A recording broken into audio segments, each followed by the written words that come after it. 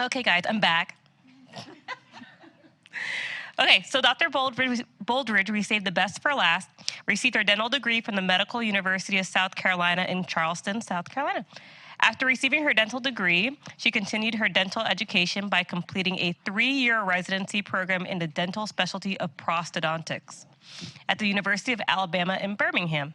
After her prosthodontic training, she continued her education by completing a 1-year fellowship in Maxillofacial Prosthodontics in the dental oncology department at the prestigious MD Anderson Cancer Center in Houston, Texas.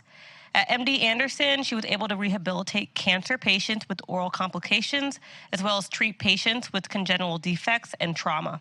She's practiced in the West Houston area for over 18 years. Wow. Everyone looks so young. And has served as assistant clinical faculty at the UT Health School of Dentistry in the GPR AEGD program. She's also finished serving a term on the American College of Prosthodontics Board of Directors as Region 4 Membership Director. She's currently serving on a term on the Board of Trustees of the Greater Houston Dental Society. She's also a life member of Alpha Kappa Alpha, aka sorority. Dr. Boldridge is also a mother of 2 who enjoys photography, gardening, and being involved in her local community. At home today, she left her Yorkie Poo, Tucker, who wishes they were here.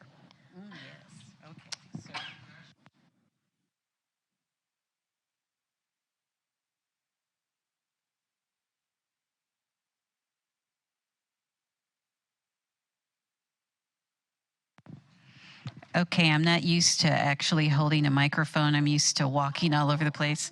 No, I'm going to do it. Look, this is my challenge. It's my challenge, okay? After having all these speakers and having a little technical difficulties myself, I hope to end this off on a good note with you guys about talking about my experience with prosthodontics. And I'm going to have some chips later, don't worry. Prosthodontics. Oh, thank you. Maxillofacial Prosthodontics in the age of digital dentistry. So again, disclosure, I don't have any affiliations or anything like that. And all of my slides are my ideas, you know, my clinical experience. Okay, so I'm bringing you love from H-Town, as people say. Houston, Texas. I moved there to do my maxillofacial training, and I finished 7.5 months pregnant, and I just never left. So Houston, I guess, has become my second home. And, you know, I guess I'm supposed to say, go Astros, because Houston is, you know, very big Astros fans, and they've been going crazy. The next game, I think, is tomorrow night. Against, I think it's supposed to be Texas Rangers. Yeah, I'm not into baseball, unfortunately. So a little bit about me. I'm a newlywed. In September, I went to Belize and got married. That's my husband, Ron. I got a second chance at love. And my son and my father gave me away. And my oldest, Gabrielle, she's a sophomore at UT Austin. So she would say, hook 'em horns. And then my son is a sophomore in high school. And he's taller than me now, and he likes to remind me of that. So a little bit of sidebar about me, like you heard, I've been involved in many different levels in organized dentistry and in my community. I recently, I'm going to be stepping down as membership director for Region 4 for the American College of Prosthodontics. I was asked to be on the board. I was kind of taken aback. I didn't really know what I was doing when they took me on, but that you see me in that big orange jacket, I wanted to make sure you could see me in the picture. That was my first time being on the board, and I've really learned a lot about organized dentistry within my own specialty, and then as a member of the Greater Houston Dental Society. And the last group picture is a bunch of pictures with my residents when I used to teach at UT. dental school, UT Houston, I think is what they call it. It's had like 5 name changes. It's not as bad as Baylor, but But I've been so happy to see some of my former residents as my referring doctors and people who I work with. So it's really, I have been working basically close to 20 years now. Oil of Olay keeps me looking good. But I've learned a lot. And I'm very grateful for the experiences I've had and the people I've interacted with. Now let's see if this is actually going to play it. No, it won't let it play. Is it playing? Okay. Oh, there it is. Okay. So I changed this all back into PowerPoint, and it was evil to me. So I don't know if it's going to work or not. It was so awesome. It was. Just believe me. Okay, technology is just taking off right now, and I am a nerd, and I love what's happening in dentistry. Now, we've had CAD/CAM technology for a really long time, but that was just really for crown and bridge.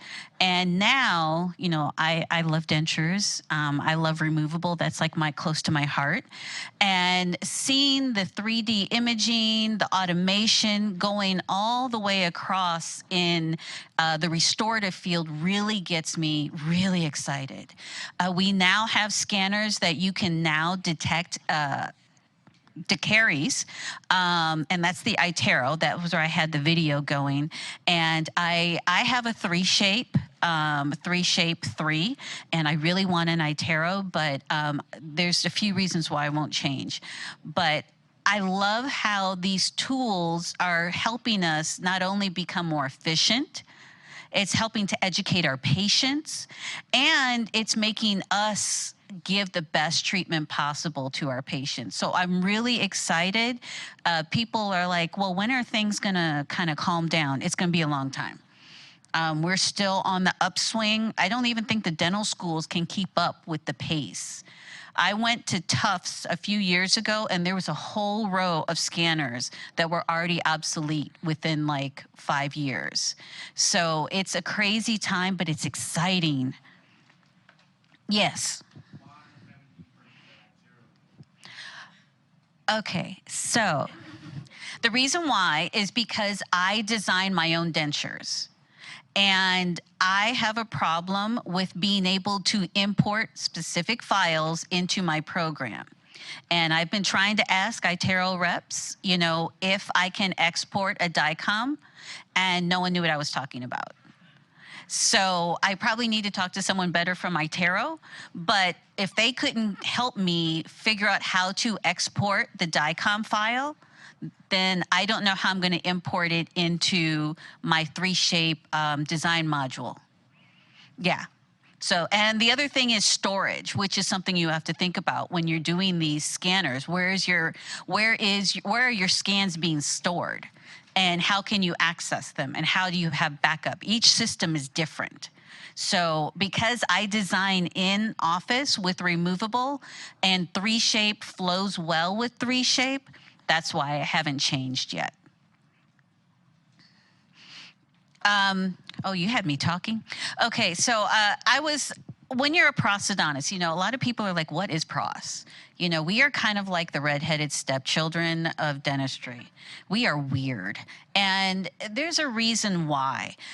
We have to think about many aspects in a more complex way, because most of what we see is never straightforward.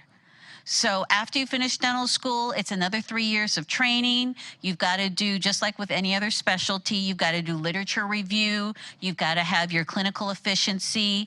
And then at this time, now all prosthodontists have to be implant trained. I was one of the last prosthodontists who did not have to be implant trained. They gave me the option, and I said, no, don't want to do it. And it's because I really enjoy doing the design part of prosthodontics. I really loved setting up teeth.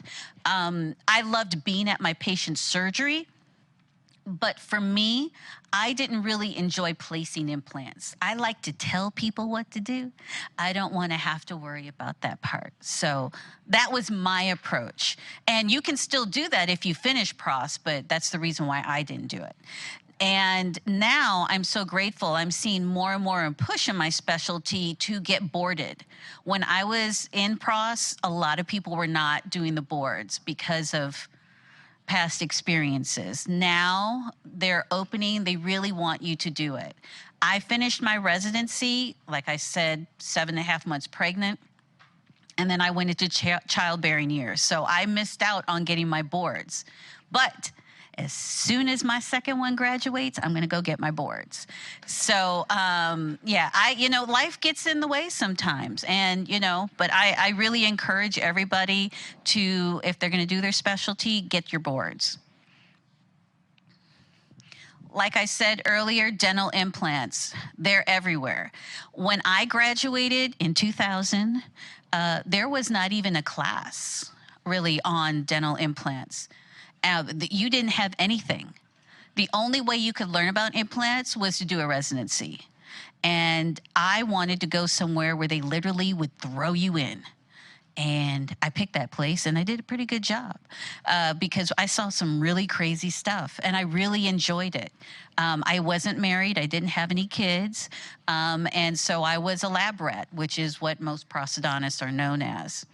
Now, nowadays in the dental field, general dentists place implants as well as specialists. Whereas when implants were first coming out, when I was in dentistry, only oral surgeons and periodontists placed them. Now, more and more people are placing them. For the maxillofacial prosthodontics, there's only like 4 or 5 programs in the nation that you can go to. This is actually looking into the roof of the mouth of a patient who had squamous cell carcinoma and the roof of their mouth is missing. That's what you call a maxillectomy. And I really enjoyed stepping away from what I learned in school and in my residency. The one thing about when you're dealing with maxillofacial prosthodontics is you want to understand about materials, but you also have to throw everything else that you know kind of to the side and address the medical side for these patients. Things don't always work as textbook in maxillofacial, and you really have to think beyond the box. And I really enjoyed that because it really tests you to see how much you can adapt. So I really enjoyed my experience there. So people are like, well, where are you from? And I usually just show them this. And I've lived in Kansas, Wisconsin, Illinois, Indiana, South Carolina, Florida, Alabama, and Texas. So I've been around. And it's not because of military. My dad was in sales. And then also every time I furthered my education, I jumped around. And I jumped around to be a little uncomfortable, to push myself, to be around people who would make me do my best and really push me. It was hard, but I feel like it's made me really be able to troubleshoot in a lot of situations, because I think that's prosthodontics a lot of the time is troubleshooting. So I just put that definition for what prosthodontics is. I'm not going to read that. People think it's only one thing, but for me, it's really how you are trying to replace teeth and tissue, hard tissue and soft tissue, because in most situations, you're doing both. How do you do that? You use dentures, implants, crowns, all of these different things you have to become more competent and learning about. The one thing I didn't realize with prosthodontics is that you really have to pay attention to your dental materials, because a lot of the pros residents actually got masters in dental materials. Did I? No. Do you want to know why? I was a poor dental student and I couldn't afford the masters. Would I have gone back and done it? I don't know. It's too long for me to remember. But we really have to, I got all the education. I just didn't pay the tuition to get the master's. This information is constantly changing, especially now that we're having so many new materials coming in the market. So you have to really stay diligent and keep abreast of the new materials coming out. Everything is really just a different piece of a part in a toolbox. How are you going to put things back together again? So with the digital technology, we have the CAD/CAM technology. We've had that around for, 30, 40 years now at this point, and things have gotten better. And we're having better adaptation, we're having better bonding, and we're having better cements. Even if you don't have a scanner in your office or in your clinic, your lab is probably scanning your impressions, which most people don't realize. And a lot of these crowns, even though you think you're analog, a lot of times they have programs and they're just designing and milling it, even the metal. So you may actually be a part of doing digital dentistry and not even know it. It's just on the laboratory side. Now, when it comes to the restorations, almost everything has always been milling. Now, the big thing is, with Sprint Ray, they're coming out with printing, onlays, and crowns. Have I started that? No, I haven't started yet. I do so many different things in my office that I don't do enough crowns to be able to warrant that unless I'm doing a full mouth. I kind of jump all over the place. Now, have I become a little bit more aggressive for the removable? Yes, because that's a bigger amount of my caseload. And my referrals, I am referral only. I don't do any general dentistry. So if people don't, dentures aren't sexy, but I'm gonna make it sexy again. I'm gonna make it sexy. I'm gonna bring it back. So I haven't really invested in the printing yet. I think we still need to work on the strength, but I'm not going to be the one to do it. I'll let the ones who have backing do that for right now. Like I said, removable, that's my love. That was my first 3D printed denture that I printed out with an old Formlabs printer. I haven't bought my new printer yet because I'm still trying to figure out which one I want. And probably the question is going to come out, why haven't you bought your new printer? Because I want to wait to see what I really want to print. Because when you're printing, are you printing for something to be temporary or long-term? And can you get that quality in what you're buying? Or do you still have to send it to the laboratory where they have a higher quality printer? Am I going to sell my kidney to get, the most expensive printer right now when printers are becoming obsolete so fast? I don't know if I will. But I found that things are getting better, faster, and the materials are getting better, faster. But do you want to dole out that chunk of change so fast? I don't know. I like the fact that you can now have dentures made, and if the patient breaks it or loses it, guess what? You just send the file back, and they can be reprinted and remilled. You don't have to start over from scratch. That is wonderful. Wonderful. You have no idea. That's wonderful. With the scanning techniques, dentures are fitting better. The partials, I have 2 appointments, scan, deliver. It is beautiful. I've never had my metal frameworks go in so fast and so easy. It is beautiful. Dentures, the scanning techniques are getting better. You definitely have to follow the protocol for when you have teeth. There's a different protocol for different scanners. Each scanner has their own protocol. They're still trying to bring out a protocol for the removable, which I kind of vary from. But you've got to follow all of these things, and then we're starting to see better results. Believe it or not, I have not made a conventional denture in over 4 years. I also don't do posterior palatal seals. They're so yesterday. I just don't. I just don't. They're wonderful.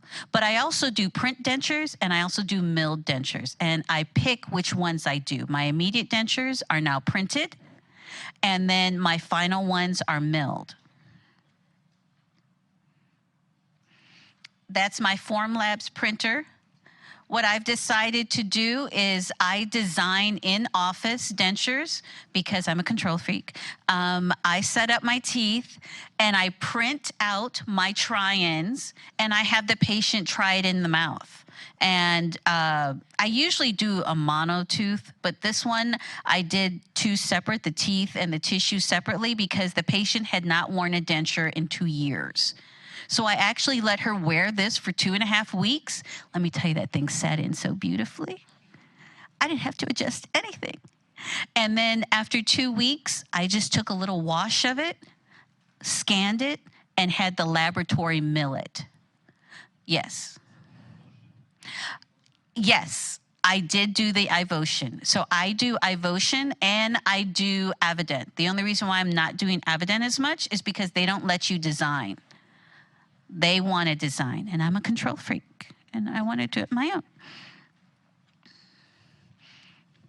Another part of the technology is the 3D imaging, you know, using the CBCT.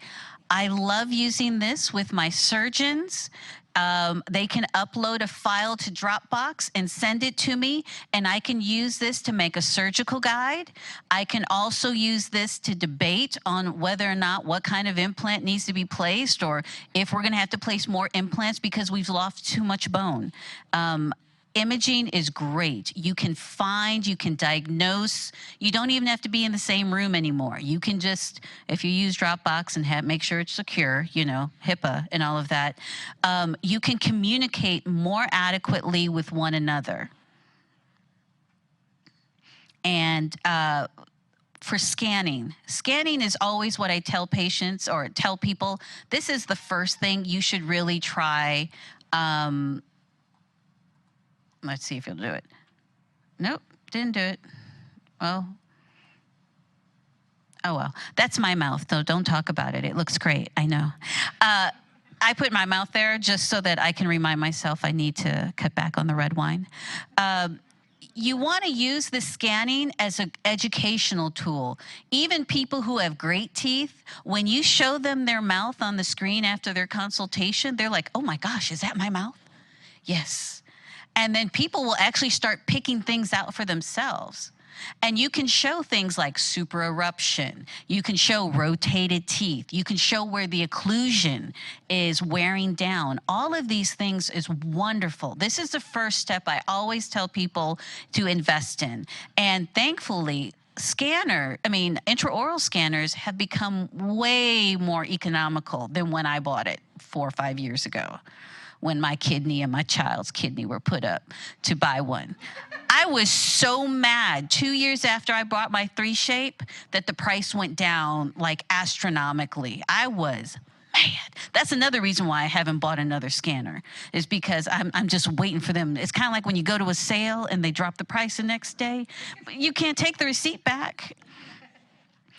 I've also found that with the scanner, it's also great to communicate with your laboratory. I had just this weekend, I sent a case for an implant placement, or a bad implant placement case where we're correcting.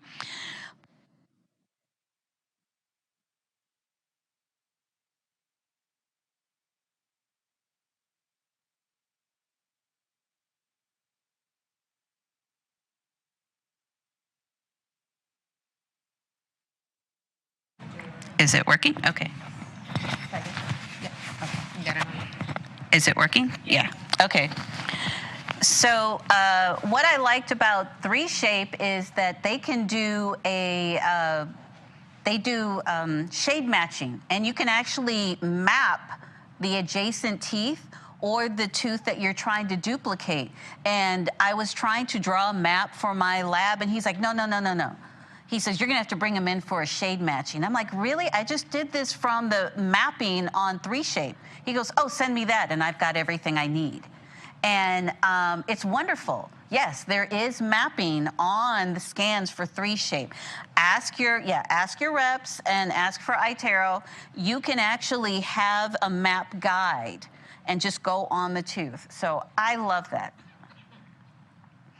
This is something that is still working, which is facial scanning. This was a program, I forgot the name of the program. You used your iPhone for it, and you would scan the patient's face, and you were able to superimpose their intraoral scans into this photograph. And it was a great diagnostic tool to be able to show a patient what we could do to make their smile look better. And I loved this, but the company went belly up. So Bellis 3D, that was the name of it. Bellis, I loved it. And the only drawback is, and this is a lot with the AI technology, it is not afro-friendly. And I tested on myself, and it is not nice to an afro. So that's my feedback to the AI. I'm serious. The last thing that is still kind of controversial, or we're still working on, is full arch scanning. It's still very hard if you have a full arch of implants to be able to say you can take an intraoral scan and the spatial orientation will be exact. Because when you have implants, you can't be off by a millimeter. Scan bodies and everything else that we've had so far has not really worked well. So there's been, when I do full arches, I still have to do a jig verification where I take models and I link them all together and make sure what's on my model works in the mouth. Now, I can never say this, photogrammetry,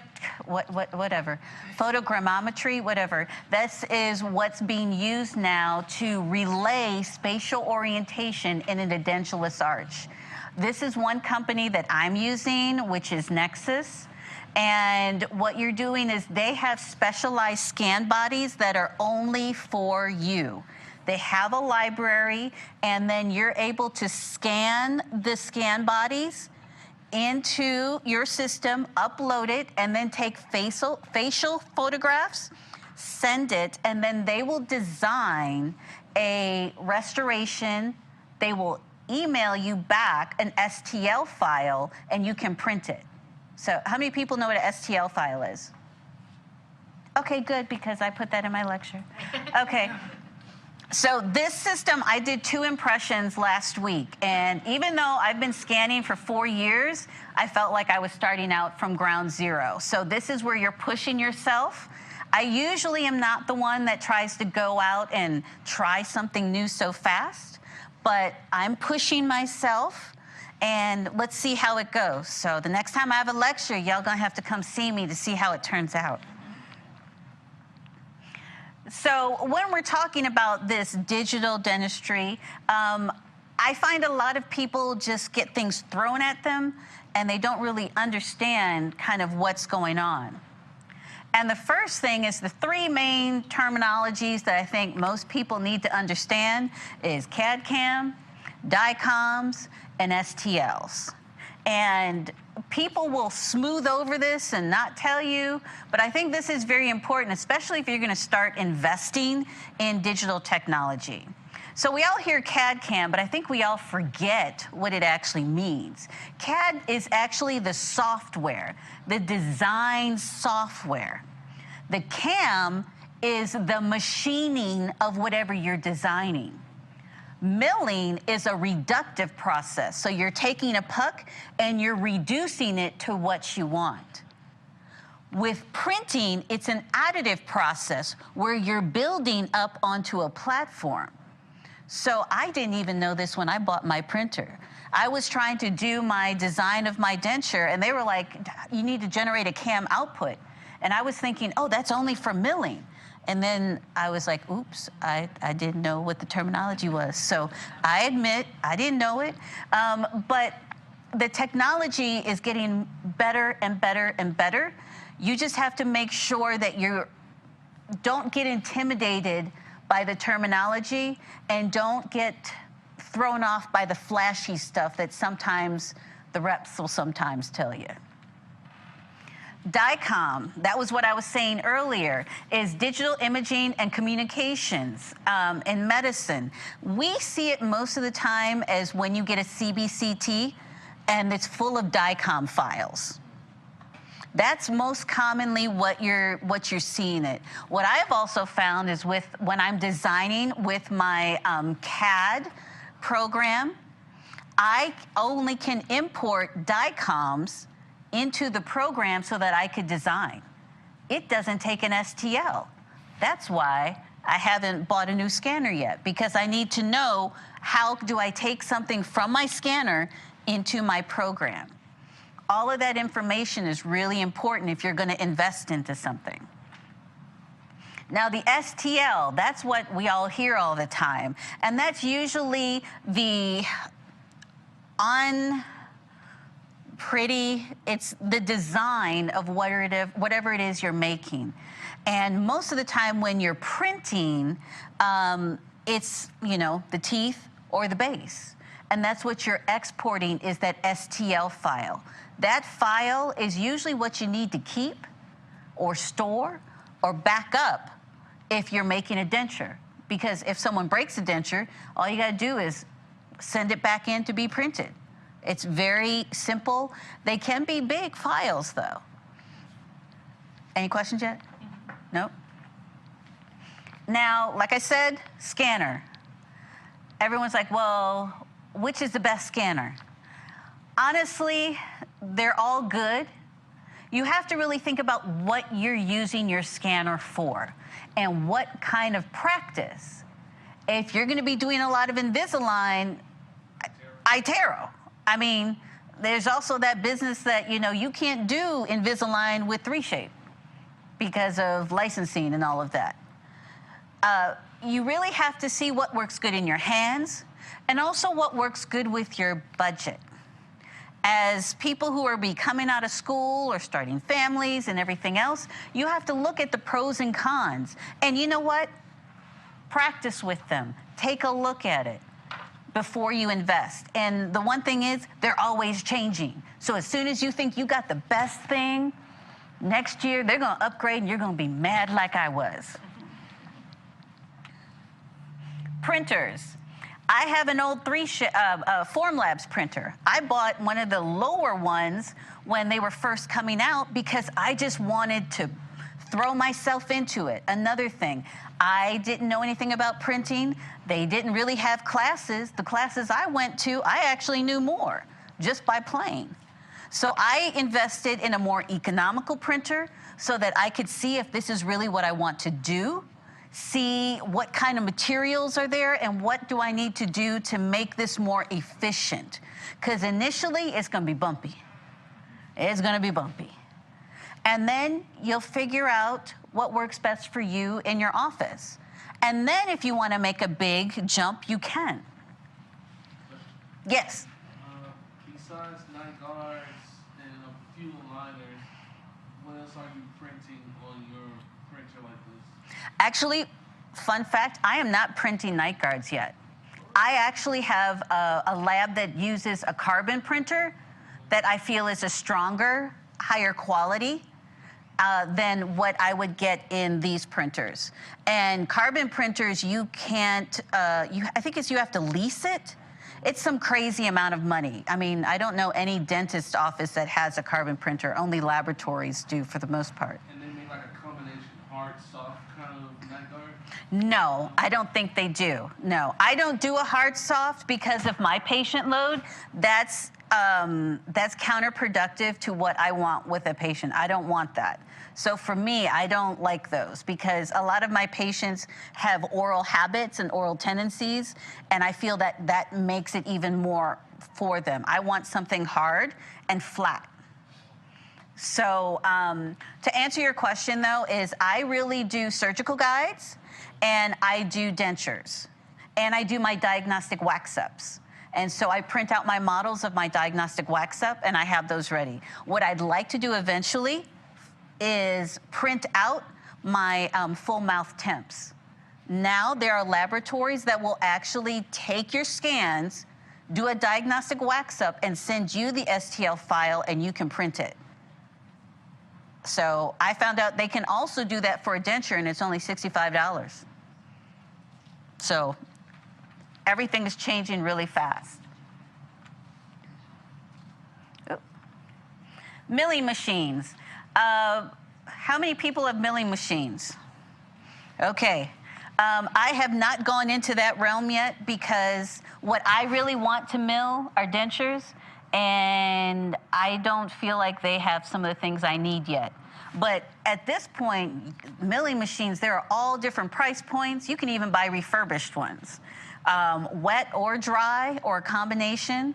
There are many, many options. I am not as well versed with the milling machines, but that is something I'm starting to look at and consider, depending on how the resins go for dentures.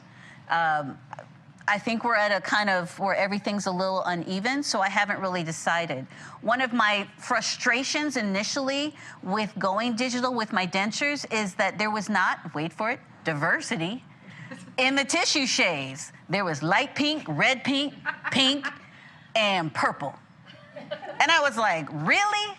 In Houston, we have people of all ethnicities, shades, and I would not invest until I saw pucks and resins that more adequately represented the patients who are paying good dollar to get work. Yeah, so I've been talking to people about it and really trying to say, you know, if people are going to pay good money for this, they need to have tissue shades that match their oral mucosa. With the laboratories, I've really had to start dating laboratories. If you're going to do everything in-house, it's a little bit different. But if you're using laboratories, you really have to know that terminology to be able to communicate with them to see what they can offer you. When I was in Texas and I got my printer and I got my program and I started to design dentures, I said, hold up, I don't know who could print this for me. And I had to start calling laboratories and ask them. And then I said, well, what shades do you got? They're like light pink and pink. So I had to actually research a company that made pucks of different shades. And I said, well, what about this? They're like, we're not going to buy it, but you can buy it and send it to us. And so you have to really make sure you're talking to your laboratories. For me, it was a very strange dating experience, but now I think we're going steady. I have 2 labs where it's going nice. Some laboratories allow you to upload the files and the scans on their own website, or they use the platform like 3Shape, the other scanner platforms. So I was just going to finish this off with showing a few cases. I didn't get all the pictures I wanted because when I changed, it took my carousel away. But this was a patient who presented to my office who had been in a horrible car wreck, and that was her occlusion. And I used my scanner and I used a mesh mixer because I was just starting and I didn't want to invest in exocad or all the other programs yet. And I had to do a diagnostic wax up, and I was working with a periodontist. We had to do crown lengthening and opening up her bite. We did that diagnostic wax up. We did the crown lengthening. I still did, I printed out my model, but then I had to make a guide for the surgeon to do crown lengthening, and then we were able to restore her in beyond toilet bowl white teeth. Every time I see those teeth, and every time she comes in, she makes me polish it. I mean, it's like glow in the dark, but she loves it, bless her heart. But we use the technology to do a diagnostic wax up. I did it old school because I haven't decided if I'm going to do exocad yet, because when you buy these programs, you have to buy every module. That's a different price, and every year you have to pay a renewal fee. So you got to think about this stuff before you invest in it. Here's another patient that wonderful young lady was on her way to homecoming and was 16 years old and was not wearing a seatbelt, went through the window, and she was in a coma for 3 months. And when she got to me, everything was kind of collapsed. We wouldn't have been able to really take an impression unless, you know, you did those custom it would be a lot. I was able to scan her mouth, plan with the surgeon. He created a vestibule for the patient, and we made her interim partial, and then I redid the composite on her lateral. So why didn't I do a final restoration on her? Well, she's 16, and she's still kind of, well, 16, you're kind of done growing for young ladies, but she's still coming back to who she was. When she first came in, she couldn't even speak. By the time we finished her 6 months later, she was asking me for my son's Instagram because she was trying to hit on him. So she went back to high school, and she's doing well, and she's happy. And I've already explained to the mother that we're gonna have to keep changing this kind of as the tissue grows and as her speech gets better. But this was a very nice case to just kind of get the patient more comfortable so that she can start growing into herself again. This is why you don't want to play with fireworks. This was a patient that was sent to me from the dental school on 4th of July 3 years ago. The fireworks exploded and took off the front part of her mandible, and then there was shrapnel that took off her canine as well. And I didn't realize she was actually in a medical journal until 2 years later, and she showed me the pictures. Now, I could barely get into her mouth. I could barely get my scanner in her mouth, but we were able to scan and design implant placement with the oral surgeon at the dental school.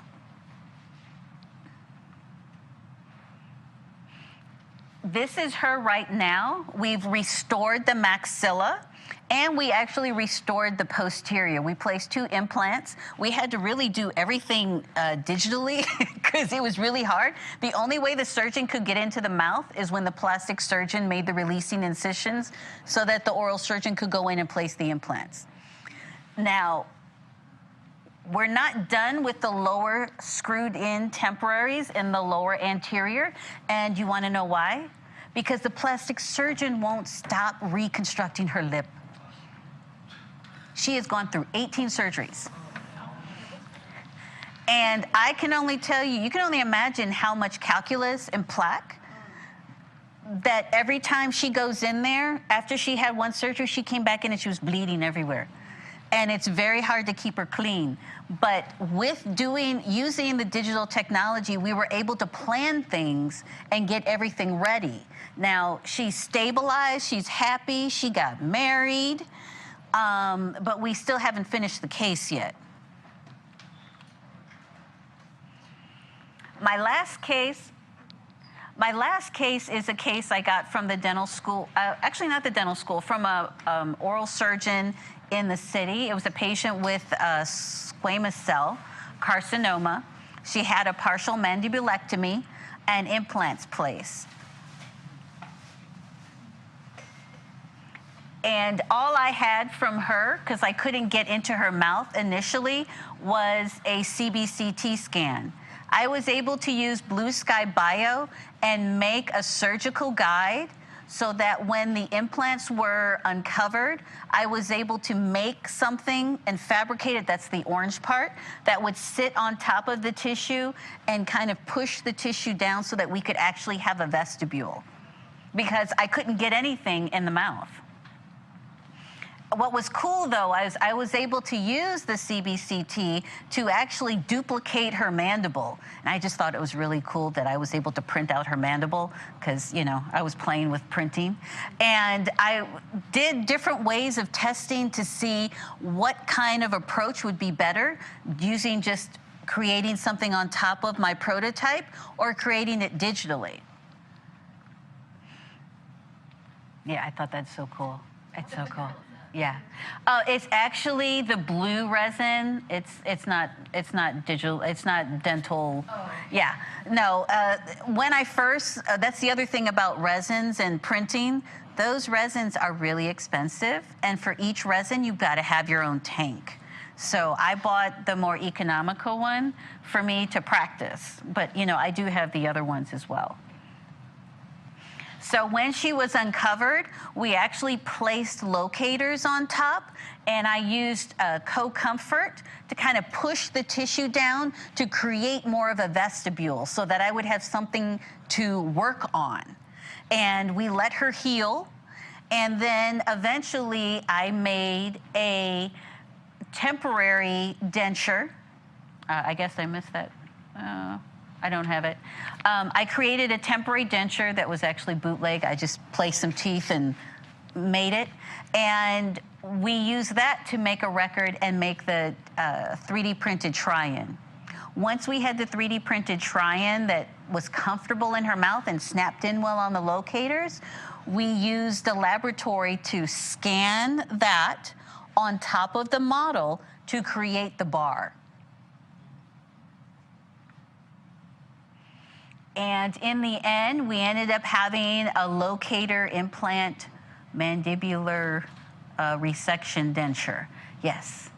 And she keeps it very clean, and it snaps on, it's rigid, and we have like 2 or 3 years follow-up with this case. And she's been very, very happy. Oh, now my video works. It does. So here is the team at my office.